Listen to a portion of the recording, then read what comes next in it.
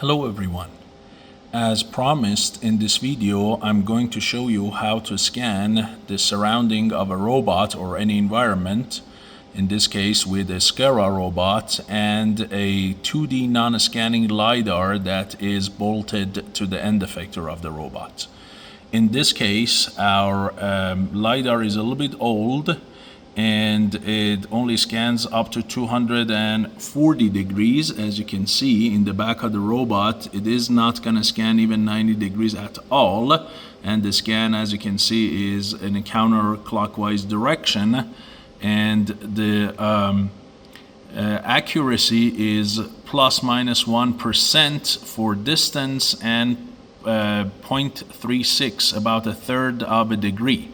The scanning range is up to only 4 meters, okay? So it is not gonna scan objects that are far away. And since it only scans 240 degrees at each position, we have to turn it at least by 120 degrees so it can get all of its surrounding. And we're gonna see that the LIDAR, as I said, is attached to the end effector, and it stores the data on a Raspberry Pi that, using a cable network, it is gonna send it to this computer by a secure shell client, and we can basically plot the point cloud in MATLAB because it gives us a DAT file and we can read it in MATLAB and process and plot it. Now, one thing that is very important, anytime that you are doing a map of environment, whether with a mobile robot or an arm like this, the data that the LIDAR reads is going to be in its own coordinates, okay? In this case, your LIDAR, if you look at it, it basically gives you two values, and those are the range and the angle, so it gives you polar coordinate. And so the first thing you need to do is to change those polar coordinates to Cartesian coordinates. So we can simply do it by r cosine theta and r sine theta. And in this case, since the LIDAR is 2D, there is no z, so z is 0.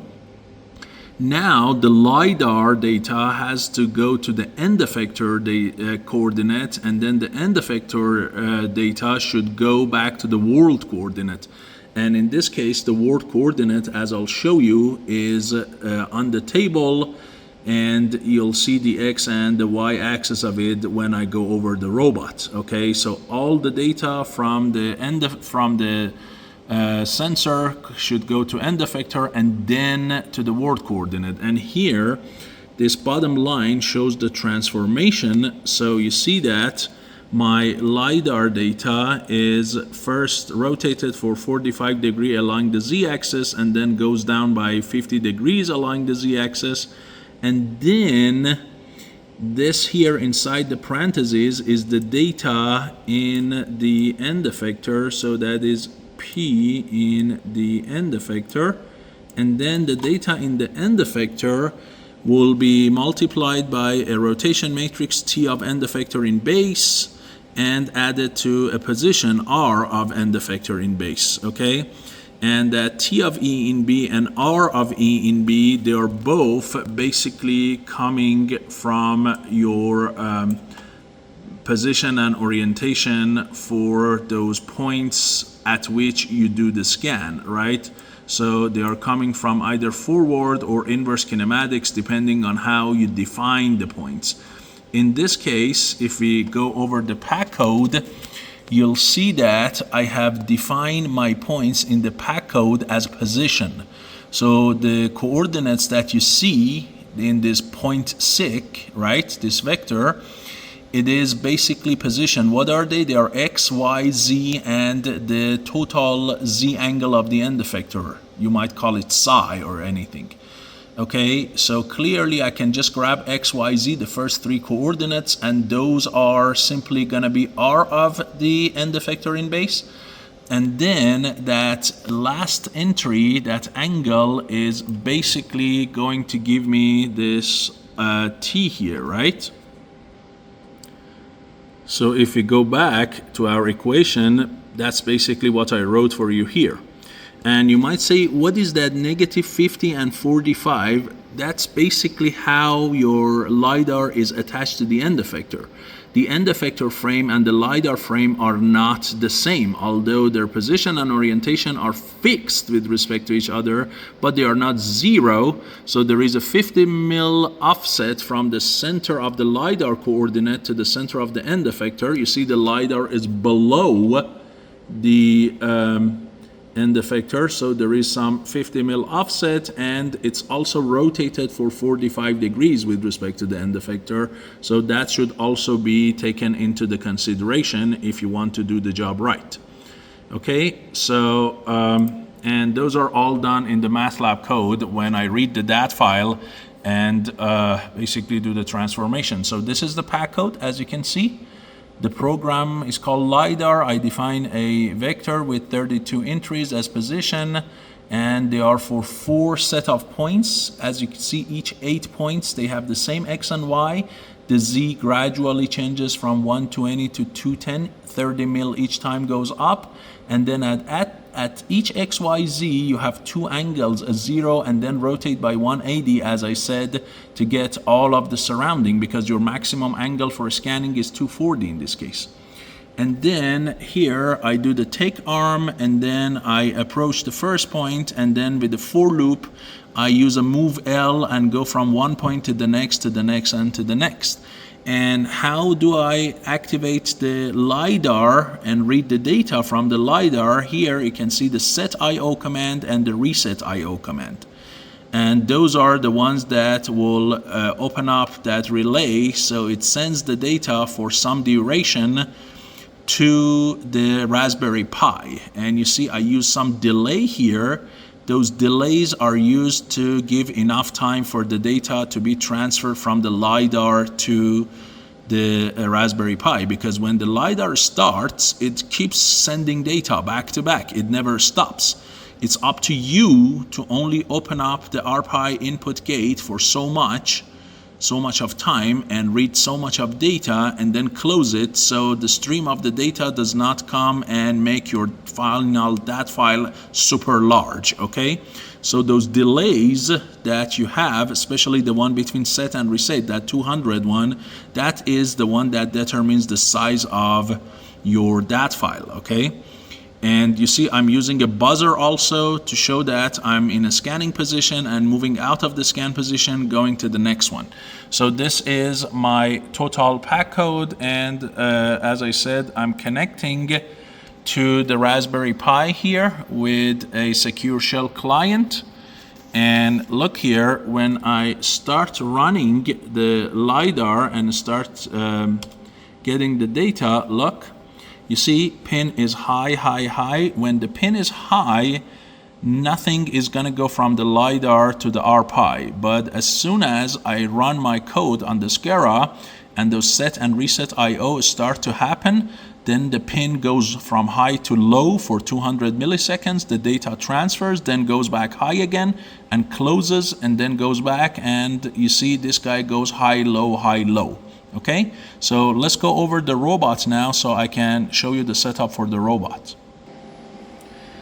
Okay, this is the setup for the robot. This is the LIDAR. That is the Raspberry Pi in the back, and you have the communication and the relay here and the network. The data goes to the network cable, goes to our local network, and then goes to that computer. And this is my SCARA robot. This is the world coordinate. As you can see, X is basically toward me, Y is to the side, and Z is upward. But clearly you see that the LIDAR frame is rotated and there is some offset. So I have sent my pack code here to the pendant, and I'm ready to click on start and run, and you'll see what happens. There we go.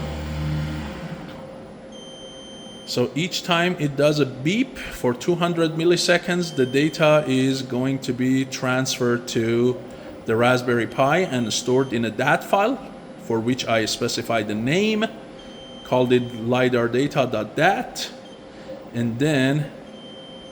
And here, by the way, on the pendant, you see that the robot right now is executing which line. Okay, so that is the beauty of this. In real time, you see which line is being executed. So if some error happens, you can see exactly when that happened.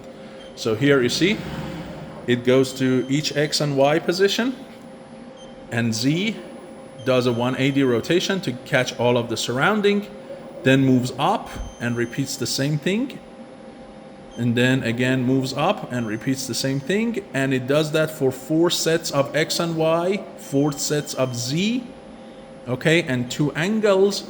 So total you have 32 scans. And let me show you this pin that I said it goes high and low. There we go, you see? Whenever you hear that beep, you see here it says pin is going low, and that is where the data is being transferred. Okay, now that the scan is done, here I am in the folder inside Raspberry Pi, and all I need to do is to look up that file called LIDAR data. And once I have that data, all I need is to save it to my local drive.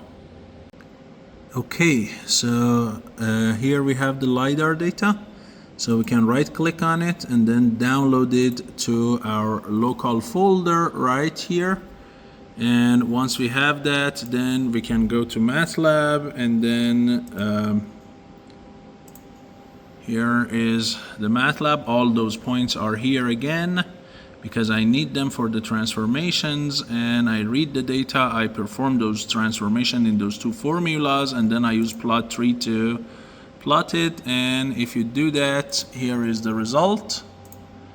Okay, so here is, if I rotate it, that is your base of the robot here, and then the wall and the whiteboard and something. And here you have some spurious data because of reflections and so on. So you have to be careful about that. But in general, if I zoom in, you can see 4 layers, 4 different colors, which corresponds to the 4 different heights. And this is the kind of point cloud you have, but again, you have to make sure that when you have a window, the laser might sometimes get some portion of it reflected, some portion of it will pass through, and you're not going to get a good scan of a window or those whiteboard with those shiny surfaces. Okay, so those can generate spurious data like you can see in here. But if you can have an environment with the kind of light that will be properly reflected, then you might get more meaningful result. But clearly, you see, I can see the walls, I can see these ones at angle, the whiteboards, I can see the base of the robot, I can see some data here on this side for the Sawyer robot and so on. But again, there will be some extra data that are not necessarily super meaningful because of the extra reflections. So hopefully here you learned how to use the PAC code and to run a SCARA robot, and how to do the mapping, how to go from the sensor frame to the end effector, and then from end effector to the base frame, and the fact that every data should be in the base frame in order to have a meaningful map. Thank you so much for your attention. I'll see you in the next lecture.